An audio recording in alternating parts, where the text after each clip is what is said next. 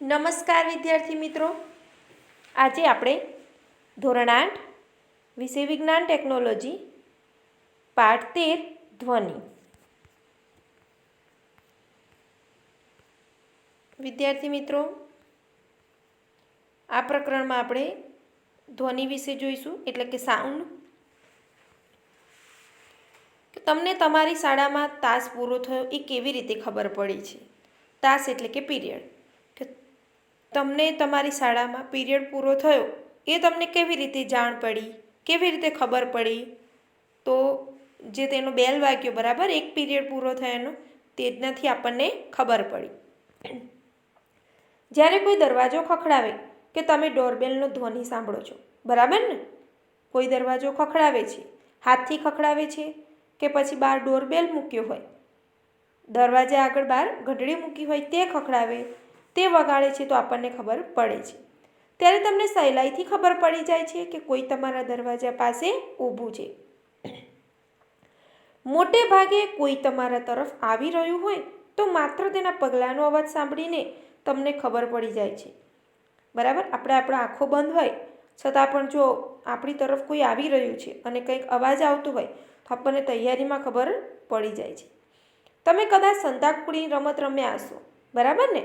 તો આ રમતમાં આંખે પાટો બાંધેલી વ્યક્તિએ બાકીના ખેલાડીઓને પકડવાના હોય છે. આંખે પાટો બાંધેલી જે વ્યક્તિ હોય તેને બાકીના ખેલાડીઓને પકડવાના હોય છે. તો આંખે પાટો બાંધેલી વ્યક્તિ કેવી રીતે ધારણા કરે છે કે કયો ખેલાડી તેની સૌથી નજીક છે? બરાબર, તેના કાન દ્વારા તે જાણી જાય છે કે કયો ખેલાડી તેની સૌથી નજીક છે. ધ્વનિ આપણી જિંદગીમાં અગત્યનો ભાગ ભજવે છે. ધ્વનિ એટલે કે સાઉન્ડ, અવાજ, એ આપણા જિંદગીમાં એક મહત્ત્વનો અગત્યનો ભાગ ભજવે છે. તે આપણને એકબીજા સાથે વાતચીત કરવામાં મદદ કરે છે, બરાબર. હું બોલું છું, જે તમે સાંભળી રહ્યા છો તે પણ એક પ્રકારનો ધ્વનિ છે. તો હું બોલું છું એ તમે સાંભળો છો, તે સાંભળવામાં આપણને મદદ કરે છે. આપણી આસપાસ આપણે વિવિધ પ્રકારના ધ્વનિ સાંભળીએ છીએ. આપણી આસપાસ ઘણા બધા પ્રકારના અવાજો હોય છે જે આપણે સાંભળીએ છીએ. તમારી આસપાસ સાંભળવા મળતા ધ્વનિની એક યાદી બનાવો અને તમે સવારથી રાત સુધી તમને જે આજુબાજુ જેટલા પણ તમને અવાજ ધ્વનિ સંભળાય છે તેની તમારે યાદી બનાવવાની છે. તમારી શાળાના સંગીતના ઓરડામાં સંગીત વાદ્યો, તમારા શાળામાં જો સંગીતનો ઓરડો હોય, બરાબર, સંગીત રૂમ, તો તેમાં સંગીતના વાદ્યો હોય છે. અથવા તો તમે પ્રાર્થનામાં બેસો છો, બરાબર, તો પ્રાર્થનામાં પણ અલગ અલગ પ્રકારના વાદ્યો હોય છે, જેવા કે વાંસળી, તબલા, હાર્મોનિયમ વગેરે દ્વારા ઉત્પન્ન થતા ધ્વનિ તમે સાંભળો જ છો. ધ્વનિ કેવી રીતે ઉત્પન્ન થાય છે? વિદ્યાર્થી મિત્રો, ધ્વનિ તો તમે સાંભળો જ છો, બરાબર. તે ઉત્પન્ન કેવી રીતે થાય છે? તે કેવી રીતે એક સ્થળેથી બીજા સ્થળ પર પ્રસરણ પામે છે? આપણે તબલું અહીંયા વગાડ્યું, બરાબર, પણ એક બે ઘરની આગળ પણ એ તબલાનો અવાજ જાય છે. તો તે પ્રસરણ કેવી રીતે, તે અવાજ ત્યાં કેમ પહોંચી ગયો? તો આપણે ધ્વનિ કેવી રીતે સાંભળીએ છીએ? અમુક ધ્વનિ બીજા કરતાં શા માટે મોટેથી સંભળાય છે? અમુક અવાજ મોટો હોય છે તો અમુક અવાજ નાનો હોય છે. તો આ પ્રકરણમાં આપણે આવા પ્રશ્નોની ચર્ચા કરીશું. વિદ્યાર્થી મિત્રો, અહીંયા થોડા સંગીતના વાદ્યો આપેલા છે, ચિત્રો તમે જોઈ શકો છો. હાર્મોનિયમ છે, વાંસળી છે, સિતાર અને તબલા દેખાય છે. હવે આપણે આગળ જોઈશું કે 13.1માં પ્રવૃત્તિ અહીંયા કરેલી છે કે કંપન કરતા પદાર્થ દ્વારા ધ્વનિ ઉત્પન્ન થાય છે. જે પદાર્થો કંપન ઉત્પન્ન કરે છે, ધ્રુજારી ઉત્પન્ન કરે છે અને તેના દ્વારા ધ્વનિ ઉત્પન્ન થાય છે. શાળાનો ઘંટ, બેલ, જ્યારે ઉપયોગમાં ન હોય ત્યારે તેને સ્પર્શ કરો, તમને શું અનુભવ થાય છે? જ્યારે તે ધ્વનિ ઉત્પન્ન કરતો હોય ત્યારે તે ફરી તેને સ્પર્શ કરો, શું તમને તે કંપન કરતું લાગે છે? ઉપયોગમાં ન હોય, સ્થિર પડ્યો હોય બેલ, ત્યારે તમે તેને અડકી જુઓ. જ્યારે ઘંટ મારો છો, બેલ વગાડો છો, ત્યારે તે ઘંટને અડકી જુઓ. તમને બંનેમાં ફરક લાગે છે? અનુભવ થાય છે? હા. તો પ્રવૃત્તિ 13.1માં છે કે ધાતુની એક થાળી લો, તેને અનુકૂળ સ્થળ પર લટકાવો કે જેથી તે દિવાલને ન સ્પર્શે. દિવાલને સ્પર્શવા નથી દેવાની, અડકવા નથી દેવાની અને થાળીને એવી રીતે આપણે લટકાવવાની છે. એક લાકડી વડે તેના પર પ્રહાર કરો. તમને અવાજ સંભળાય છે? હા. થાળી કે તવાને હળવેથી તમારી આંગળી વડે સ્પર્શ કરો. શું તમે કંપનનો પણ અનુભવ કરો છો? તો હા. તો ફરીથી લાકડી વડે થાળી પર પ્રહાર કરો અને પ્રહાર કર્યા પછી તરત જ તેને હાથમાં ચુસ્ત રીતે પકડો. શું તમને હજુ પણ ધ્વનિ સંભળાય છે? તો અહીંયા ધ્વનિનું ઉત્પાદન બંધ થયા ત્યારબાદ આ થાળીને સ્પર્શ કરો. શું હવે તમે કંપનનો અનુભવ કરો છો? તો ના. તો અહીંયા પ્રવૃત્તિ 13.2 કરેલી છે કે એક રબર બેન્ડ લો, તેને પેન્સિલ બોક્સની લાંબી બાજુની આસપાસથી વીંટાળો. હવે 2 પેન્સિલને બોક્સ અને ખેંચાયેલા રબરની વચ્ચે દાખલ કરો. હવે રબર બેન્ડને ક્યાંક મધ્યમાંથી ખેંચો. શું તમને કોઈ ધ્વનિ સંભળાય છે? શું રબર બેન્ડ કંપન અનુભવે છે? તો આપણે ધોરણ 7માં અગાઉ શીખ્યા કે એક સ્થાનથી બીજા સ્થાન કે આગળ પાછળ થતી પદાર્થની ગતિને કંપન કહે છે, મતલબ કે વાઇબ્રેશન કહે છે. જ્યારે ચુસ્ત રીતે ખેંચેલી પટ્ટીને ખેંચવામાં આવે ત્યારે તે ધ્રુજે છે અને પછી ધ્વનિ ઉત્પન્ન કરે છે. જ્યારે તેની ધ્રુજારી બંધ થાય ત્યારે તે ધ્વનિ ઉત્પન્ન કરતી નથી. અહીંયા પ્રવૃત્તિ 13.3માં છે કે ધાતુની એક થાળી લો, તેમાં પાણી રેડો, તેની ધાર પર ચમચી વડે પ્રહાર કરો. શું તમે ધ્વનિ સાંભળી શકો છો? તો હા. ફરીથી થાળી પર પ્રહાર કરો અને પછી તેને સ્પર્શ કરો. શું તમને થાળી કંપન કરતી અનુભવાય છે? તો થોડી થોડી. તો થાળી પર ફરી પ્રહાર કરો અને પાણીની સપાટી પર જુઓ તો પાણીની સપાટી પણ ધ્રુજવા લાગે છે. શું તમને ત્યાં કોઈ તરંગો દેખાય છે? તો હા. હવે થાળીને પકડી રાખો. પાણીની સપાટી પર શું ફેરફાર જોવા મળે છે? તેના તરંગો હવે બંધ થઈ ગયા છે. તો શું તમે ફેરફાર સમજાવી શકો છો?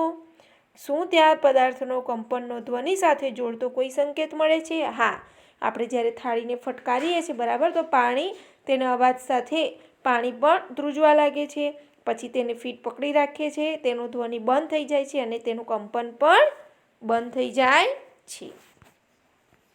આગળ જોઈએ કે કંપિત થાળી પાણીમાં તરંગો ઉત્પન્ન કરે છે. આપણે જોયું કે કંપન કરતો પદાર્થ ધ્વનિ ઉત્પન્ન કરે છે, બરાબર ને? તો અમુક કિસ્સામાં કંપનનો સહેલાઈથી દ્રશ્યમાન થાય છે, પરંતુ મોટાભાગના કિસ્સામાં તેમનો કંપ વિસ્તાર એટલે કે કોઈપણ દોલનના કંપનના વિસ્તારને કંપ વિસ્તાર કહે છે.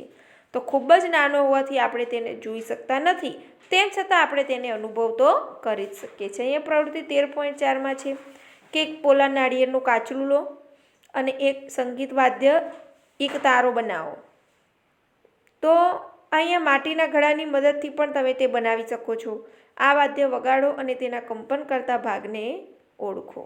તમે પરિચિત હો તેવા સંગીત વાદ્યોની એક યાદી બનાવો અને કંપન કરતા ભાગોને ઓળખો. તો કોષ્ટક 13.1માં થોડા ઉદાહરણ આપેલા છે, બાકીના કોષ્ટક તમારે લખીને પૂર્ણ કરવાનું છે. સંગીતના વાદ્યો અને તેમના કંપન કરતા ભાગ. અહીંયા 2 સંગીતના વાદ્યો છે, વીણા અને તબલા. તો વીણાનો જે ધ્વનિ ઉત્પન્ન કરતો કંપનનો ભાગ છે તેમાં તણાયેલી દોરી, તબલામાં ખેંચાયેલી સપાટી. તો આગળના સંગીત વાદ્યો તમારે અહીં લખવાના છે અને ધ્વનિ ઉત્પન્ન કરતો ભાગ પણ તમારે અહીંયા પ્રવૃત્તિ કરવાની છે. આગળ તમારામાંથી ઘણા કદાચ મંજીરા, માણ એટલે કે સાંકડા માઠવાળો ઘોડો, માટીના ઘડા અને કરતાલ જોયા હશે, બરાબર. આ વાદ્યો સામાન્ય રીતે દેશના ઘણા જ ભાગોમાં ઉપયોગમાં લેવાય છે. આ સંગીત વાદ્યોને ફક્ત ટીપવામાં કે અથડાવવામાં જ આવે છે. તમે આના જેવા જ બીજા સંગીત વાદ્યોના નામ આપી શકો. તમે પણ એક સંગીત વાદ્ય બનાવી શકો છો, બરાબર. આ ચિત્ર તમે જોઈ શકો છો. મંજીરા, થોડા અન્ય સંગીતના વાદ્યો. તો આવા સંગીતના વાદ્યોને અમુક સંગીત વાદ્યો કે એને ફક્ત ટીપવામાં અથવા તો અથડાવવામાં જ આવે છે. આગળ જોઈશું આપણે કે પ્રવૃત્તિ 13.5માં છે 6 થી 8 પ્યાલા કે ડબલા લો. તેમને એક છેડાથી શરૂ કરીને બીજા છેડા સુધી ધીમે ધીમે વધતા ક્રમમાં જુદા જુદા સ્તર સુધી પાણી ભરો. વધતા ક્રમમાં પહેલાં સૌથી થોડું, એના કરતાં વધારે, એના કરતાં વધારે, એના કરતાં વધારે, એમ 6 થી 8 પ્યાલામાં તમારે પાણી ભરવાનું છે. હવે એક પેન્સિલો અને નરમાશથી પ્યાલા પર પ્રહાર કરો. એક પછી એક બધા પર પ્રહાર કરો. તમને કર્ણપ્રિય ધ્વનિ સંભળાશે. તો આ તમારું જલ તરંગ છે, તમે જોઈ શકો છો, બરાબર. આપણને અવાજ સંભળાય છે તે આપણો જલ તરંગ છે. તો જ્યારે આપણે સિતાર જેવા વાદ્યોનો તાર ખેંચીએ છીએ ત્યારે આપણને સાંભળવા મળતો ધ્વનિ એ ફક્ત તેના તારનો જ નથી, પરંતુ તે સમગ્ર વાદ્યનો છે. જ્યારે આપણને સંભળાય છે, બરાબર, તો એ ફક્ત કંઈ તારનો નથી, સંપૂર્ણ એ આખો વાદ્યનો જ છે. જ્યારે સમગ્ર વાદ્ય કંપિત કરવામાં આવે છે, આ જ પ્રમાણે જ્યારે તબલાની સપાટી ઉપર પ્રહાર કરવામાં આવે ત્યારે આપણે જે ધ્વનિ સાંભળીએ છીએ તે ફક્ત સપાટીનો જ નથી હોતો, પરંતુ આખા સમગ્ર વાદ્યનો જ હોય છે. તો અહીં પહેલી જાણવા માંગે છે કે આપણે જ્યારે બોલીએ છીએ ત્યારે શું શરીરનો કોઈ ભાગ કંપન અનુભવે છે? તો હા. તો 13.2 મનુષ્ય દ્વારા ઉત્પન્ન થતો ધ્વનિ. તો હવે આપણે એ જોઈએ કે મનુષ્ય દ્વારા ઉત્પન્ન થતો ધ્વનિ કઈ રીતે આપણને સંભળાય છે. થોડીવાર મોટેથી બોલો કે ગીત ગાઓ કે મધમાખીની જેમ ગણગણાટ કરો. તમારે થોડીવાર મોટેથી બોલવાનું છે કે પછી કોઈ ગીત ગાવાનું છે કે પછી માખીઓ જેમ ગણગણાટ કરે તેમ કરવાનું છે. તો ત્યારબાદ આકૃતિ 13.8માં દર્શાવ્યા મુજબ તમારા હાથને ગળા ઉપર મૂકો. શું તમે કોઈ કંપન અનુભવો છો? તો હા. તો મનુષ્યમાં સ્વરપેટી કે કંઠસ્થાનમાંથી ધ્વનિ ઉત્પન્ન થાય છે. માણસોમાં સ્વરપેટી આવેલી છે કે કંઠ સ્થાન આવેલું છે, તેમાંથી તે ધ્વનિ ઉત્પન્ન કરે છે. તમારી આંગળીઓ ગળા ઉપર મૂકશો તો એક કઠણ ટેકરા જેવો ભાગ જણાશે, બરાબર ને? તમારે ગળા ઉપર તમે જે હાથ મૂકશો તે એક કઠણ ટેકરા જેવો ભાગ છે, જે કોઈ પણ વસ્તુ ગળશો ત્યારે તે હલનચલન કરતો જણાશે. આપણે કંઈ પણ જમીએ છીએ કે કંઈ પણ વસ્તુ ખાધી હોય તેને ગળવી હોય તો આપણો એ ભાગ હલનચલન કરતો જણાય છે. તો શરીરના આ ભાગને સ્વરપેટી કહે છે. જે આ ભાગ છે તેને આપણે શું કહીશું? સ્વરપેટી. તે શ્વાસ નળીના ઉપલા છેડા પર હોય છે. બે સ્વર તંતુઓ સ્વરપેટી અથવા તો કંઠસ્થાનેથી એવી રીતે ખેંચાયેલા હોય છે કે જેથી એક સાંકડી તિરાડ હોવાની અવરજવર માટે બંને વચ્ચે રહે છે. તમે જોઈ શકો છો આ આકૃતિ 13.8ની મનુષ્યમાં સ્વરપેટી. જ્યારે ફેફસા તિરાડ દ્વારા હવા ધકેલે ત્યારે સ્વરતંતુઓ કંપન અનુભવે છે અંદર અને ધ્વનિ ઉત્પન્ન થાય છે. સ્વરતંતુ સાથે જોડાયેલા સ્નાયુઓ તંતુઓને ચુસ્ત કે આગળ ઢીલા રાખવામાં મદદ કરે છે, બરાબર? આ તંતુઓને ઢીલા કે પછી ચુસ્ત રાખવામાં મદદ કરે છે.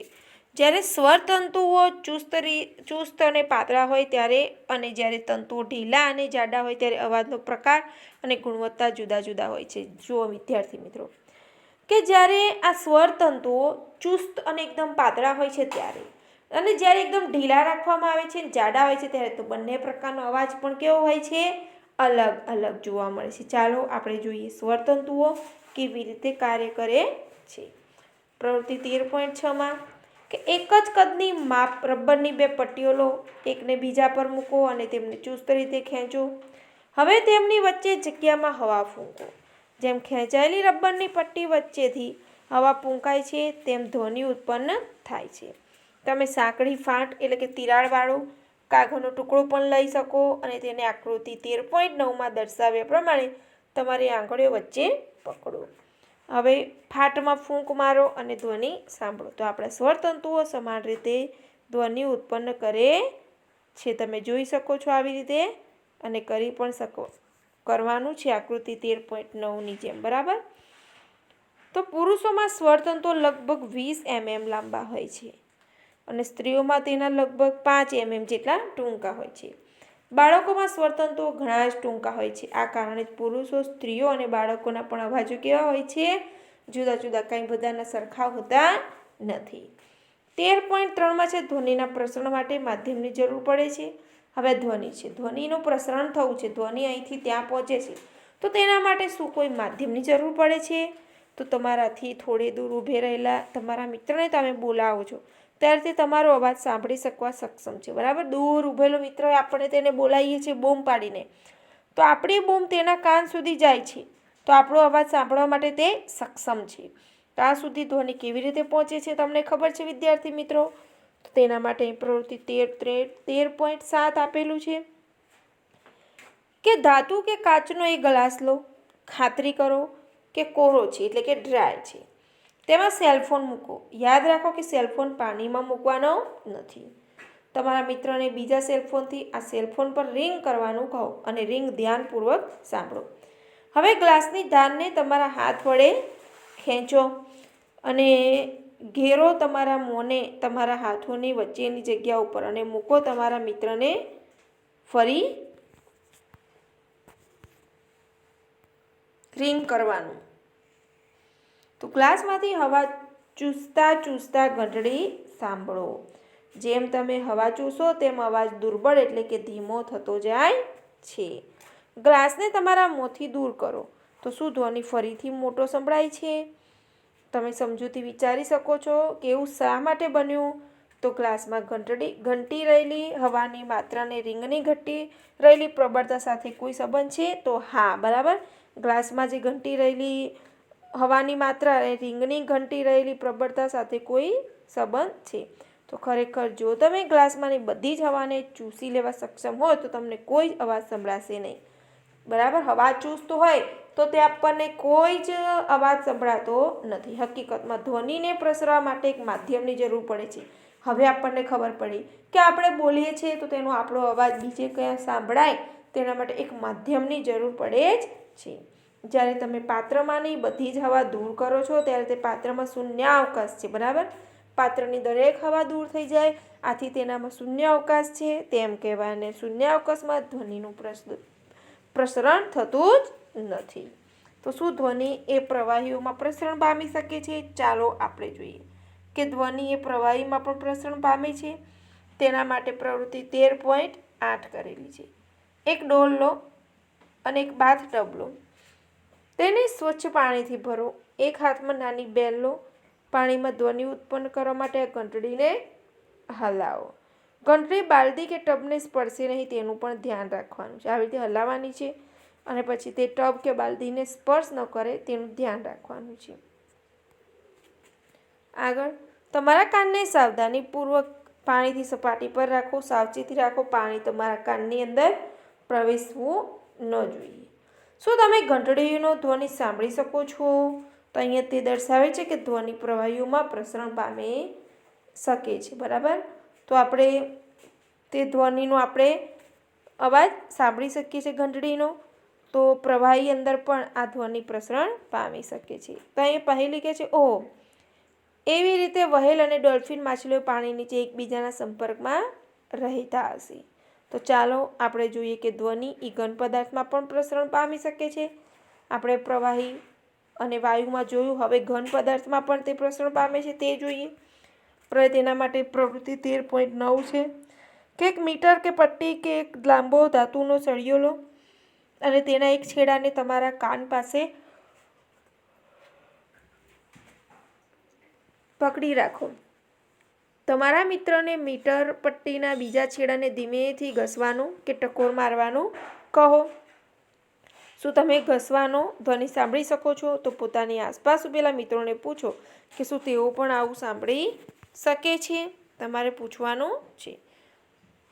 તો તમે પોતાના કાનને લાકડી કે ધાતુના કોઈ લાંબા ટેબલના એક છેડા પર રાખીને તથા પોતાના મિત્રોને બીજા છેડા પર ધીમેથી ઘસવાનું કહો. કહીને પણ ઉપરની પ્રવૃત્તિ આપણે કરી શકીએ છીએ. તો આપણે જોયું કે ધ્વનિ લાકડામાં કે ધાતુમાં પ્રસરણ પામે છે. વાસ્તવમાં ધ્વનિ કોઈ પણ ઘન પદાર્થમાં પ્રસરણ પામે છે. આનો મતલબ એવો થયો કે ધ્વનિ કોઈ પણ ઘન પદાર્થમાં પ્રસરણ પામી શકે છે. તમે એક મનોરંજક પ્રવૃત્તિ દ્વારા એ દર્શાવી શકો કે ધ્વનિ દોરીમાં પણ પ્રસરણ પામી શકે છે. તમે ક્યારેય રમકડાનું ટેલિફોન બનાવ્યું હશે, બરાબર ને? તો શું તમે કહી શકો કે ધ્વનિ દોરીમાં પણ પ્રસરણ પામી શકે છે? તો અત્યાર સુધી આપણે શીખ્યા કે કંપન કરતી વસ્તુઓ ધ્વનિ ઉત્પન્ન કરે છે તથા તે કોઈપણ માધ્યમમાં બધી જ દિશાઓમાં પ્રસરણ પામી શકે છે. તો માધ્યમ એ વાયુ, પ્રવાહી કે ઘન હોઈ શકે છે. આ ધ્વનિને આપણે કેવી રીતે સાંભળીએ છીએ? કાનના બહારના ભાગનો આકાર ગળણી જેવો છે. જ્યારે ધ્વનિ તેમાં પ્રવેશે ત્યારે તે કર્ણનાળ મારફતે કર્ણપટલ સુધી પહોંચે છે, જેની પાતળી સપાટી ચુસ્ત રીતે બંધાયેલી હોય છે. તેને કાનનો પડદો પણ કહેવાય છે. એક કર્ણપટલ હોય છે અને જેની પાતળી સપાટી ઉપર ચુસ્ત રીતે એક બંધાયેલી ખેંચાયેલી હોય છે તેને આપણે કાનનો પડદો કહેવાય. તે એક મહત્વપૂર્ણ કાર્ય છે. કાનનો પડદો શું કાર્ય કરે છે તે સમજવા માટે ચાલો આપણે પાતળા ધાતુના ડબ્બાના કાનનો પડદાનો મોડેલ બનાવીએ. તો એ પ્રવૃત્તિ 13.10માં આ એક પ્લાસ્ટિક કે ટીનનો ડબ્બો લો, તેના છેડાઓ કાપી નાખો.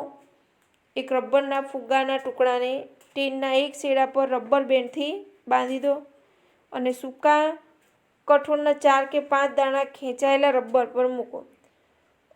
હવે તમારા મિત્રને ખુલ્લા છેડા તરફથી હુર્રે હુર્રે બોલવાનું કહો. તો કઠોળના દાણાનું અવલોકન કરો. શા માટે દાણા ઊંચા નીચા કૂદે છે? તો કાનનો પડદો એક ખેંચાયેલા રબરના પડ જેવો જ હોય છે. કાનનો પડદો પણ એક ખેંચાયેલો જે રબર બેન્ડ હોય તેના જેવું જ હોય છે. ધ્વનિના કંપનો કાનના પડદાને કંપિત કરે છે. કાનનો પડદો કંપનોને આંતરિક કાન સુધી મોકલે છે. કાનનો પડદો હોય એ કંપનોને આંતરિક કાન સુધી તે પહોંચે છે, મોકલે છે અને ત્યાંથી ધ્વનિના તરંગોને મગજ સુધી પહોંચાડવામાં આવે છે. ત્યાં સુધી જે ધ્વનિના તરંગો છે તેને મગજ સુધી પહોંચાડવામાં આવે છે. આ પ્રકારે આપણે ધ્વનિ સાંભળીએ છીએ. તમે જોઈ શકો છો એ કાનનો પડદો, અંતઃકર્ણ, કર્ણનાળ. તો અહીંયા બૂજો પહેરી ગયા છે. આપણે આપણા કાનમાં ક્યારેય તીક્ષ્ણ, નિદાર કે સખત વસ્તુ નાખવી જોઈએ નહીં. તે કાનના પડદાને નુકસાન કરી શકે, જેનાથી શ્રવણ શક્તિ પણ ઓછી થઈ જાય છે. આગળ જોઈએ કંપનનો કંપ વિસ્તાર, આવર્તકાળ અને આવૃત્તિ. તો આપણે શીખ્યા છીએ કે કોઈ પદાર્થની વારંવાર આમ તેમ ગતિ કરવાના પદાર્થનો કંપન કહે છે. કોઈ પણ પદાર્થ હોય, બરાબર, તેની વારંવાર આમ તેમ કરવાની જે ગતિ છે તેને આપણે પદાર્થનું કંપન કહીશું. આ ગતિને દોલન ગતિ પણ કહેવામાં આવે છે. તો તમે તમારા અગાઉના વર્ગોમાં દોલિત ગતિ અને આવર્તકાળ વિશે શીખી ગયા છો, બરાબર ને? તો આ એક સેકન્ડ દીઠ થતા દોલનોની સંખ્યાને દોલનની આવૃત્તિ કહે છે અને આવૃત્તિને હર્ટ્ઝ એકમ દ્વારા દર્શાવવામાં આવે છે. એટલે તેનો સંકેત છે Hz છે. જો 1 સેકન્ડ દીઠ 1 દોલન થાય તો આવૃત્તિ 1 Hz કહેવાય. જો એક પદાર્થ 1 સેકન્ડમાં 20 વખત દોલન પૂરા કરે છે, એક જ સેકન્ડમાં 20 વખત, તો તેની આવૃત્તિ શું હશે? 1 સેકન્ડમાં 20 વખત. તો તેની આવૃત્તિ શું હશે તમારે અહીંયા લખવાનું છે. તો તમે તમારી ધ્વનિ ઉત્પન્ન કરતા પદાર્થોને જોયા વગર ઘણા પરિચિત ધ્વનિને ઓળખો જ છો. એ કેવી રીતે શક્ય બને છે?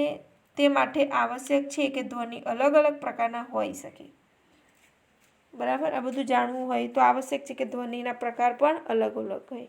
તમે ક્યારે વિચાર્યું કે કયા પરિબળ તમને અલગ પાડે છે? તો કંપ વિસ્તાર અને આવૃત્તિ એ ધ્વનિના અગત્યના ગુણધર્મો છે. તો અહીંયા શું આપણે ધ્વનિને તેમના કંપ વિસ્તારો અને આવૃત્તિઓને આધારે અલગ કરી શકીએ છીએ. હવે જોઈશું પ્રબળતા અને પીચ એટલે કે તીક્ષ્ણપણું. 13.1 છે એક ધાતુનો ગ્લાસ અને એક રબર ટેબલ સ્પૂન લઈ લો. ચમચાને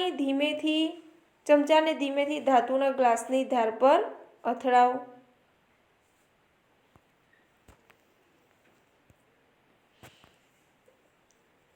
હવે તેમાં ઉત્પન્ન થતો ધ્વનિ સાંભળો. તો ત્યારબાદ ચમચા વડે ધાતુના ગ્લાસ પર તીવ્ર પ્રહાર કરો અને ઉત્પન્ન થતો ધ્વનિ સાંભળી શકો છો.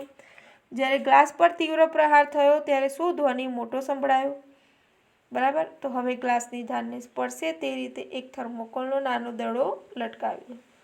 તો ગ્લાસ પર પ્રહાર કરીને તેને કંપિત કરો કે દડો કેટલો દૂર સ્થાનાંતરિત થાય છે. અને એ જુઓ, દડાનું સ્થાનાંતરણ એ ગ્લાસના કંપનના કંપ વિસ્તારનું છે.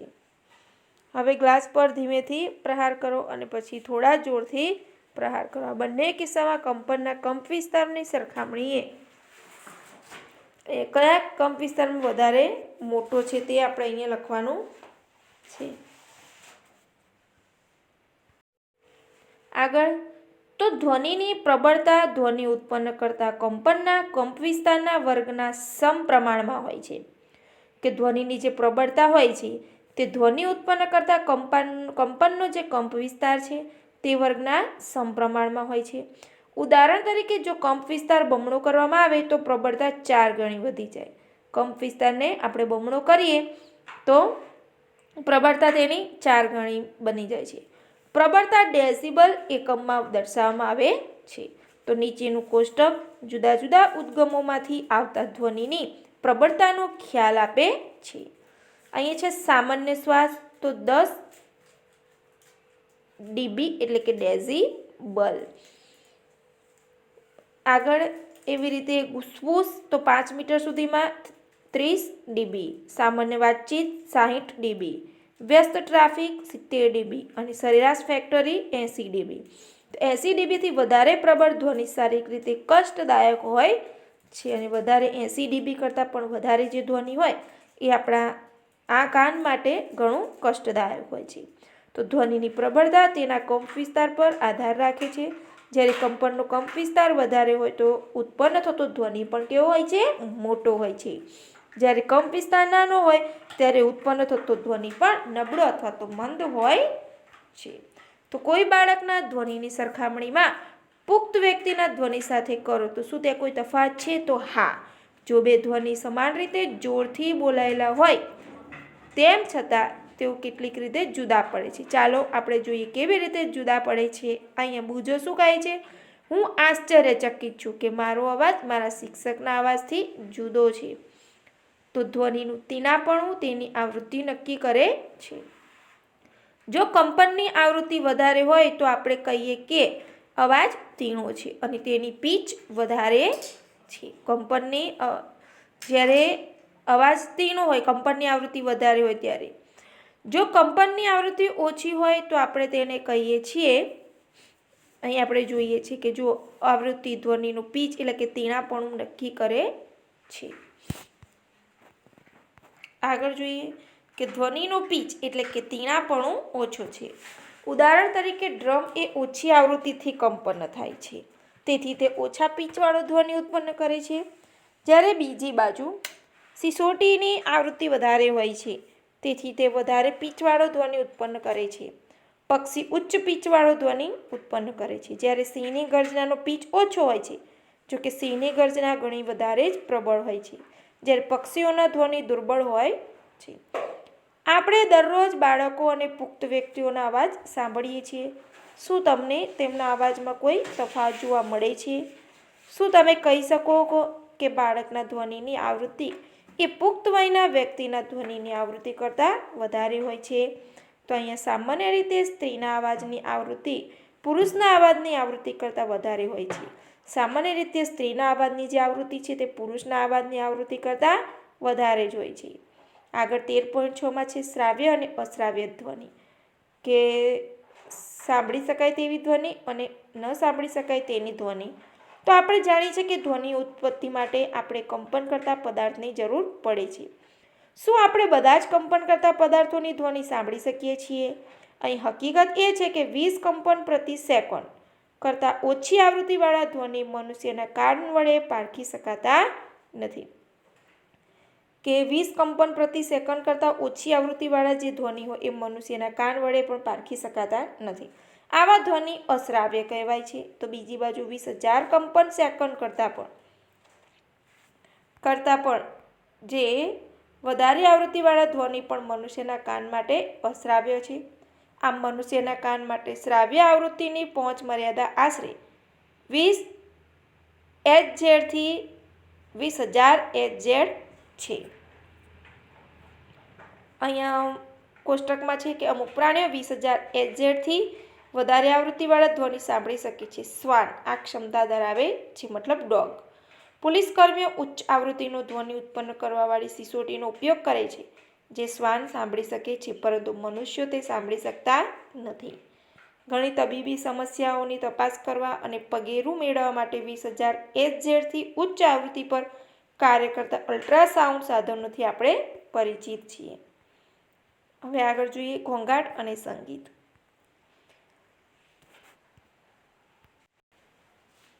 આપણી આસપાસ આપણે વિવિધ પ્રકારના ધ્વનિ સાંભળીએ છીએ, બરાબર ને?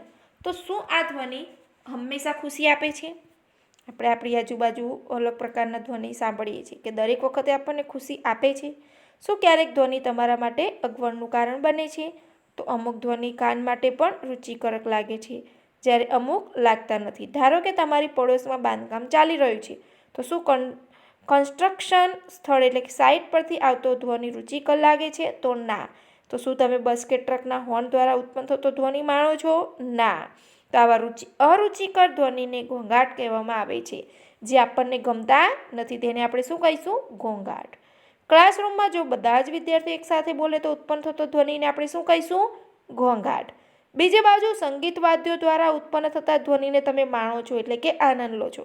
તો આ સંગીતનો ધ્વનિ એ આપણા કાનને આનંદ આપે છે. હાર્મોનિયમ વડે ઉત્પન્ન થતો ધ્વનિ એ સંગીત ધ્વનિ છે.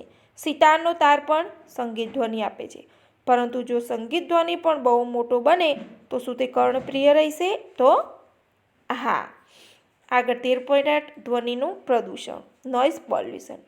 તમે હવાના પ્રદૂષણ વિશે તો જાણો છો, બરાબર ને? આગળ આપણે ભણી ગયા છીએ. હવામાં અનિચ્છનીય વાયુઓ અને કણોની હાજરીનું હવાનું પ્રદૂષણ કહેવામાં આવે છે. તે જ રીતે પર્યાવરણમાં અતિશય અને અનિચ્છનીય ધ્વનિની હાજરી એ ધ્વનિનું પ્રદૂષણ કહેવાય. જેવી રીતે કે પર્યાવરણમાં અતિશય અનિચ્છનીય વાયુઓ ભેગા થઈ જાય તો એ હવાનું પ્રદૂષણ કરે છે. તેવી જ રીતે પર્યાવરણમાં અતિશય અનિચ્છનીય ધ્વનિઓ ભેગી થઈ જાય તો એ ધ્વનિનું પ્રદૂષણ કરે છે. તમે ધ્વનિ પ્રદૂષણના થોડાક સ્ત્રોતની યાદી બનાવી શકો? તો હા. મોટે ભાગે ધ્વનિ પ્રદૂષણના મુખ્ય કારણો છે વાહનોના અવાજ, વિસ્ફોટ જેમાં ફટાકડાનું ફૂટવું પણ સામેલ છે, મશીનો, લાઉડસ્પીકર્સ વગેરે. ઘરમાં કયા સ્ત્રોત ધ્વનિ ઉત્પન્ન કરી શકે છે? બરાબર, એ તમારે અહીંયા લખવાનું છે. તો મોટા અવાજથી ચાલતા ટેલિવિઝન અને ટ્રાન્ઝિસ્ટર, રેડિયો, રસોઈ ઘરના થોડા ઉપકરણો, કુલર, એર કન્ડિશનર, તો બધા જ ધ્વનિ પ્રદૂષણ ઉત્પન્ન કરવામાં ફાળો આપે છે. ધ્વનિ પ્રદૂષણની હાનિઓ કઈ કઈ છે? તો ધ્વનિ પ્રદૂષણથી કઈ કઈ હાનિ થાય છે? શું તમે જાણો છો કે તમારી આસપાસ અતિશય ઘોંઘાટની હાજરી અનેક સ્વાસ્થ્ય સંબંધી સમસ્યાઓનું કારણ બને છે? બરાબર, અનેક સમસ્યાઓ ઉત્પન્ન કરે છે, જેવી કે અનિદ્રા, હાઇપરટેન્શન, ચિંતા અને અન્ય ઘણી સ્વાસ્થ્ય સંબંધી ખામીઓ એ ધ્વનિ પ્રદૂષણથી થઈ શકે છે. સતત પ્રબળ ધ્વનિના પ્રભાવ હેઠળ રહેવાવાળા વ્યક્તિની સાંભળવાની ક્ષમતા કામચલાઉ કે કાયમી રીતે જ ઓછી થઈ જાય છે. હવે ધ્વનિ પ્રદૂષણને નિયંત્રણમાં રાખવાના ઉપાયો આપણે જોઈએ. તો ઘોંઘાટને નિયંત્રણમાં રાખવા માટે આપણે ઘોંઘાટના સ્ત્રોતો પર નિયંત્રણ રાખવું જોઈએ. આ ઘોંઘાટ નિયંત્રણ કેવી રીતે કરી શકાય છે? આ માટે હવાઈ જહાજના એન્જિનો, પરિવહનના વાહનો, ઔદ્યોગિક મશીનો અને ઘરેલું ઉપકરણોમાં સાયલેન્સર લગાડવા જોઈએ. રહેણાંક વિસ્તારમાં ધ્વનિ પ્રદૂષણ કેવી રીતે નિયંત્રિત કરી શકાય? તો ઘોંઘાટ ઉત્પન્ન કરવાવાળી કામગીરીનું રહેણાંક વિસ્તારથી દૂર સંચાલન કરવું જોઈએ. ઘોંઘાટ ઉત્પન્ન કરતા ઉદ્યોગોને રહેણાંક વિસ્તારથી દૂર સ્થાપવા જોઈએ. ઓટોમોબાઈલ વાહનોના હોર્નનો ઉપયોગ બને તેટલો ઓછો કરવો જોઈએ. ટેલિવિઝન અને મ્યુઝિક સિસ્ટમ ધીમા અવાજે વગાડવા જોઈએ. ધ્વનિ પ્રદૂષણની હાનિકારક અસરો ઓછી કરવા માટે રસ્તાઓ અને ઇમારતોની આસપાસ વૃક્ષો વાવવા જોઈએ, જેથી ઘોંઘાટ રહેઠાણો સુધી ન પહોંચી શકે. આગળ જોઈએ શ્રવણ શક્તિ. સંપૂર્ણ શ્રવણ ક્ષતિ જે ભાગ્યે જ હોય છે અને તે સામાન્ય રીતે જન્મથી જ હોય છે. આંશિક અશક્તતા સામાન્ય રીતે કોઈ બીમારી, ઈજા કે અમરને કારણે હોય છે. સાંભળવાની ક્ષમતા ઓછી હોય તેવા બાળકોને ખાસ દેખભાળની જરૂર પડે છે. આવા બાળકો સંકેત ભાષા શીખીને અસરકારક રીતે સંપર્ક કરી શકે છે, કારણ કે બોલવાની ક્રિયા એ સાંભળવાની ક્રિયાના પરિણામ સ્વરૂપ વિકસે છે. જો બોલવાની ક્રિયા હોય તો તે સાંભળવાની ક્રિયા પરિણામ તેના સ્વરૂપે વિકસે છે. તેથી શ્રવણ અશક્તતાને લીધે પીડાતા બાળકોની બોલવાની શક્તિ પણ દોષપૂર્ણ હોઈ શકે છે. તો પ્રૌદ્યોગિક સાધનોને શ્રવણ ક્ષતિગ્રસ્ત વ્યક્તિઓના જીવનની ગુણવત્તામાં સુધારાને શક્ય બનાવી દીધું છે. શ્રવણ ક્ષતિગ્રસ્ત વ્યક્તિઓની રહેણીકરણીની વ્યવસ્થામાં સુધારો કરવા માટે સમાજ ઘણું બધું કરી શકે છે. હવે આપણે આગળ જોઈએ કે આપણે સંપૂર્ણ પાઠમાં શું શીખ્યા કે કંપન કરતી વસ્તુઓ દ્વારા ધ્વનિ ઉત્પન્ન થાય છે. મનુષ્યમાં સ્વર તંતુઓનું કંપન ધ્વનિ ઉત્પન્ન કરે છે. ધ્વનિ માધ્યમ દ્વારા પ્રસરે છે, જેમ કે વાયુ પ્રવાહી કે ગંધ, તે શૂન્યાવકાશમાં પ્રસરણ ન પામી શકે. કાનનો પડદો ધ્વનિના કંપનનો અનુભવ કરે છે અને તે આ સંકેતોને મગજ સુધી મોકલે એટલે આ પ્રક્રિયાને આપણે શું કહીશું? શ્રવણ. 1 સેકન્ડમાં થતા દોલનો કે કંપનોની સંખ્યાને દોલનની આવૃત્તિ કહે છે. આવૃત્તિને હર્ટ્ઝ એટલે કે એચઝેડમાં દર્શાવવામાં આવે છે. કંપનનો કંપ વિસ્તાર જેમ વધારે તેમ ધ્વનિ મોટો એટલે કે પ્રબળ. કંપનની આવૃત્તિ જેમ ઉચ્ચ તેમ પીચ વધારે અને ધ્વનિ વધારે તીક્ષ્ણ હોય છે. અરુચિકર ધ્વનિને ઘોંઘાટ કહે છે. અતિશય અને અનિચ્છનીય ધ્વનિ ઘોંઘાટ ઉત્પન્ન કરે છે. ધ્વનિ પ્રદૂષણ માનવીઓ માટે સ્વાસ્થ્યને લગતી મુશ્કેલીઓ પણ ઉત્પન્ન કરી શકે છે. ધ્વનિ પ્રદૂષણ ઘટાડવાના પ્રયત્નો આપણે કરવા જોઈએ અને રસ્તાની બાજુમાં અને અન્ય સ્થાનો પર વૃક્ષો વાવીને ધ્વનિ પ્રદૂષણને ઘટાડી શકાય છે. તો વિદ્યાર્થી મિત્રો, અહીં આપણા આ સંપૂર્ણ પાઠની સમજૂતી સંપૂર્ણ પાઠ સમાપ્ત થાય છે. આગળનો પાઠ આપણે નવા વિડીયોમાં જોઈશું. ધન્યવાદ.